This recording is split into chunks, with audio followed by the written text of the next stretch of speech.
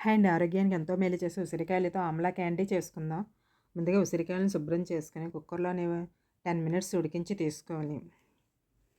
వీటిలోని vitamin C, calcium, carotene, B complex ఇంకా చాలా health benefits ఉంటాయి ఉసిరికాయల్లోని. మనకి అప్పుడప్పుడు కూడా వస్తాయి. మనకి సీజనల్‌లో కూడా వస్తూ ఉంటాయి కాబట్టి మనం ఎక్కువగానే చేసుకోవచ్చు. హెయిర్‌కి కూడా యూజ్ చేస్తే చాలా మంచిది ఇవి. వీటిలోని పిక్క తీసుకొని పేస్ట్‌లా చేసుకొని మిక్సీలో వేసి పేస్ట్‌ని బౌల్‌లో వేసుకొని 2 మినిట్స్ ఉడికించిన తర్వాత ఒక కప్పు బెల్లం తురుము కూడా వేసుకున్నాక